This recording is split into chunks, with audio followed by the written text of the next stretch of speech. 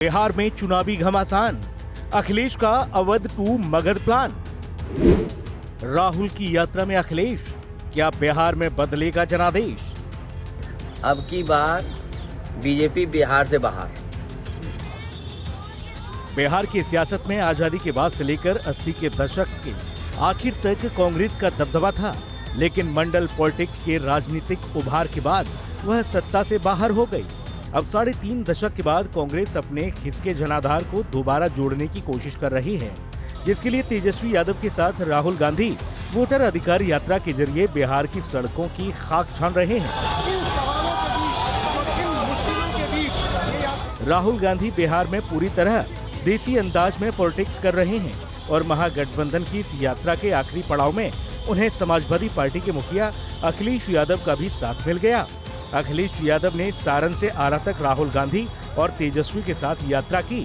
दरअसल बिहार और यूपी की सीमा पर साझा भाषा और रोटी बेटी का रिश्ता हमेशा से गहरी राजनीतिक कड़ी रहा है। ऐसे में अखिलेश यादव का इस यात्रा में शामिल होना महागठबंधन की सामाजिक और राजनीतिक ताकत को और बड़ा बनाने की कोशिश के रूप में देखा जा रहा है। 3 तिगाड़ा बना हुआ है बीजेपी का, सरकार का, अधिकारियों का। अगर इस किसी को कोई तोड़ने का काम करेगा इस तिगाड़ा को, तो यही इंडिया गठबंधन इनका 3 तिगाड़ा जो बना हुआ उसको रोकने का काम करेगा। ये बिहार के लोग जानते होंगे कि कभी एक बार पहले भी रथ रोका था। बिहार के लोग जानते होंगे कि इसी बिहार ने बीजेपी का रथ रोका था। इस बार भी बिहार की जनता उनका रथ रोकने का काम करेगा। जिस वक्त कांग्रेस के मंच से प्रधानमंत्री मोदी की मां के खिलाफ अपशब्द कहने को लेकर बिहार से दिल्ली तक सियासी बवाल मचा हुआ है और विपक्ष के लिए बीजेपी के इस हमले को झेलना मुश्किल हो रहा है, ऐसे में अखिलेश के वोटर अधिकार यात्रा में शामिल होने से महागठबंधन की टेंशन थोड़ी कम हो सकती है। राहुल तेजस्वी की वोटर अधिकार यात्रा में अखिलेश यादव की एंट्री को सियासी नजरिए से इसलिए भी बेहद अहम माना जा रहा है क्योंकि आरजेडी नेतृत्व वाले महागठबंधन ने उन्हें ऐसे इलाके से जोड़ा है जहां समाजवादी पार्टी का प्रभाव हो सकता है।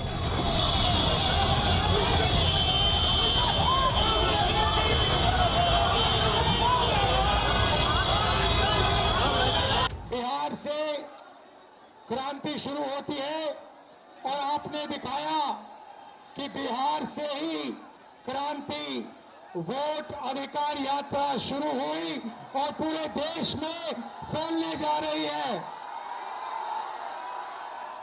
अब आप पूरी दुनिया को ये नारा सुनाइए, वोट चोर, वोट चोर, वोट चोर, वोट चोर। ये चोरी सिर्फ आपके वोट की नहीं है, ये चोरी आपके अधिकार की है, आपके भविष्य की है।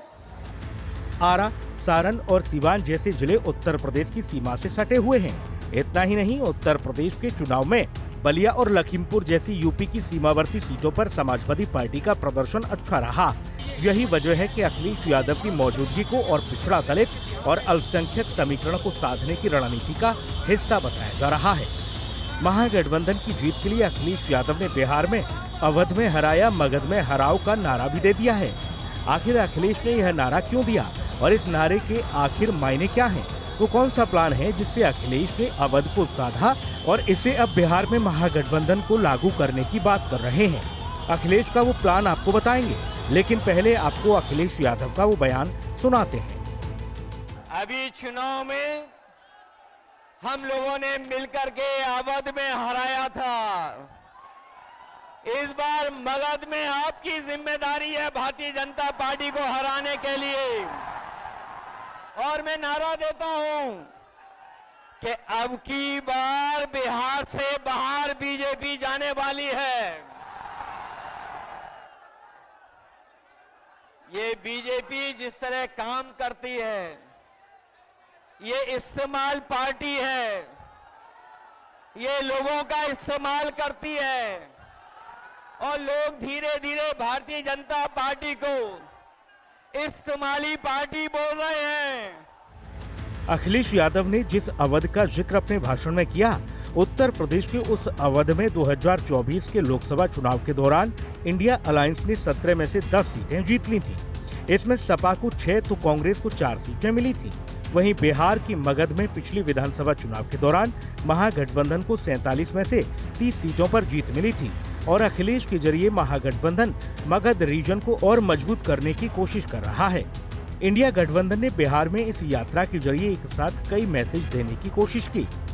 राहुल और तेजस्वी के साथ अखिलेश के मंच साझा करने पर सवाल उठता है कि क्या बिहार में विपक्ष M-22 समीकरण से पीडीए की ओर बढ़ चला है? क्या विपक्ष का फोकस पिछड़ा, दलित और अल्पसंख्यक पर है या सिर्फ समीकरण साधने की कवायद है?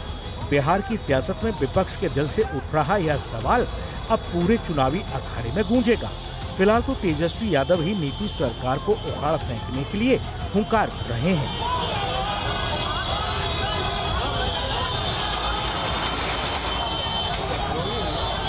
अखिलेश जी भी जो है साथ जुड़े, उन्होंने काफी जो है यात्रा में छपरा और भोजपुर में शामिल रहे। उनके आने से हम लोगों को जो है मजबूती मिली है और आने वाले समय में एक एक देश का बच्चा कहने लगा है, क्योंकि बिहार से इसका जो मैसेज पूरे देश में गया है, वोट चोर गद्दी छोड़। तो हमको लगता है कि बीजेपी के लोग, भाजपा के लोग डरे हुए हैं और बेचैनी में डर के कारण और तेजस्वी का विजन जो है वो चाहते हैं वो लागू करें, लेकिन तेजस्वी का विजन अभी तो शुरुआत ही नहीं हुआ है।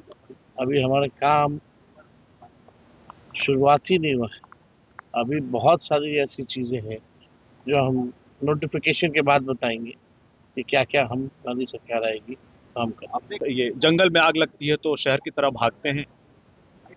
वो लोग जो भी नैरेटिव चलाने का प्रयास कर रहे थे, ये सारे नैरेटिव, ये भ्रमजाल जनता के बीच अब धाराशायी हो रहा है और इसलिए अब ये लोग इकट्ठे होकर के प्रधानमंत्री जी के लिए अब शब्द कह रहे हैं। हमारे नेता चिराग पासवान जी के लिए भी लोकसभा के चुनाव में उनके लिए अब शब्द कहे गए थे। ये सभी इकट्ठे होकर के चाह रहे हैं कि इस नैरेटिव को कैसे दोबारा गढ़ा जाए, दोबारा इसको खड़ा किया जाए, जो कि अब बिहार की जनता जान चुकी है कि ऐसा कुछ होने वाला नहीं है। इकट्ठे होकर के ये बिहार में दोबारा जंगल राज ला करके उसकी पुनरावृत्ति करना चाहते हैं, जो कि बिहार की जनता नहीं है। विपक्ष की वोटर अधिकार यात्रा करीब 1300 किलोमीटर की दूरी तय करते हुए 24 जिलों और 50 विधानसभाओं से होकर गुजरी। 14 दिन की यात्रा में विपक्ष की चमक दिखी, राहुल का दम दिखा, तेजस्वी का तेज दिखा, अखिलेश की हुंकार दिखी। बीच बीच में इंडिया गठबंधन के नेता, मंत्री, मुख्यमंत्री आकर शक्ति प्रदर्शन करते हुए नजर आए।